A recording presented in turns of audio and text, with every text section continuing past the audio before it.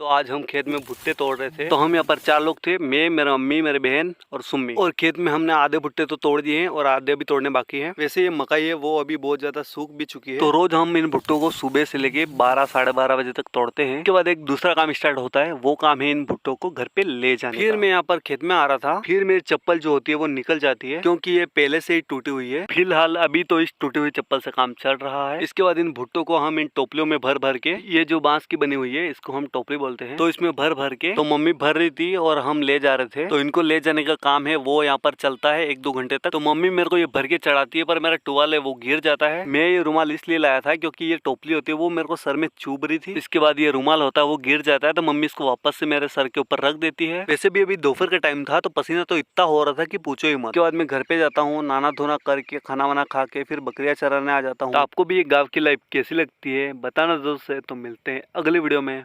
लो guys, तो आज हम घी निकालने वाले हैं, वो भी बिल्कुल देसी तरीके से। तो इसमें ये होता है कि पहले तो कोई बर्तन होता है, और पहले तो ये बर्तन मिट्टी का भी हुआ करता था। और ये जो बर्तन है वो पहले 1-2 साल पहले तो हमारे घर पे भी था, पर वो मिट्टी का था तो फूट गया। तो इसमें एक तो ये होता है रवाया बोलते हैं इसको। फिर इसको इस बर्तन के अंदर डाल के बांध दिया जाता है। फिर इसको जैसे हम खींच रहे हैं ऐसे खींचा जाता है। इसको 2 लोग या 3-4 लोग भी खींच सकते हैं एक साथ में। तो हमारे उधर इसको देसी भाषा में दही को ताड़ना बोलते हैं। और इसको थोड़ी थोड़ी देर बाद चेक किया जाता है और इसको तब तक खींचा जाता है जब तक सांच और घी अलग ना हो जाए।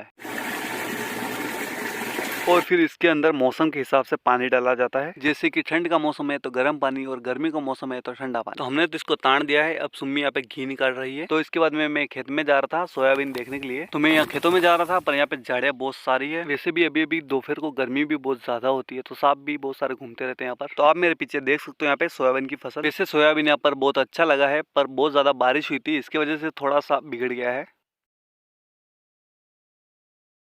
वो आप यहाँ पर देख रहे हो वो एक कद्दू है, और ये एक व्हाइट वाला कद्दू है, और इसका वेट होगा वो लगभग 6 से 7 किलो होगा। और इतना सारा वेट होने के बाद भी एक पतली बेल से लटका हुआ होता है, और इसमें बहुत सारे विटामिन और खनिज लवण पाए जाते हैं। इसके बाद हम यहाँ पर घास कर रहे थे, तो हम यहाँ पर मैं, मेरी अम्मी, सुम्मी और मेरी बहन थे। फिर हम यहाँ पर 1-2 घंटे घास करते हैं, और घास होने के बाद हम इसको बांध के इकट्ठा कर देते हैं, और फिर इसको लेके घर पे आ जाते हैं। फिर मैं घर पे आके मोटर चालू करके हाथ पैर धोता हूँ। इसके बाद मैं यहीं पर पानी भी पी लेता हूँ। इसके बाद मैं यहाँ पर खेतों तरफ आता हूँ, और यहाँ पर ये बहुत सारे खजूर के पेड़ हैं, और यहाँ पर ऊपर बहुत सारे चिड़िया के घोंसले भी हैं, और इन बहुत सारे घोंसलों में तो चिड़िया के अंडे भी होते हैं। इसके बाद मैं और आगे खेतों की तरफ जाता हूँ जहाँ पे सुम्मीन वो घास कर रहे थे। इसके बाद में थोड़ा बहुत चलने के बाद मैं खेत में आ जाता हूँ, तो यहाँ पर सुम्मीन मेरे बहन वो सब घास कर रहे थे। इसके बाद मैं यहाँ पर छोले लगे हुए देखता हूँ, तो इसको तोड़ने के बाद मैं यहाँ पर इसको खाने लगता हूँ। तो छोले तो इसमें बड़े नहीं थे, तो मैं इसको सीधा ही खाने लगता हूँ। इसके बाद ये घास करते हैं, इसको लेके हम घर पर आ जाते हैं।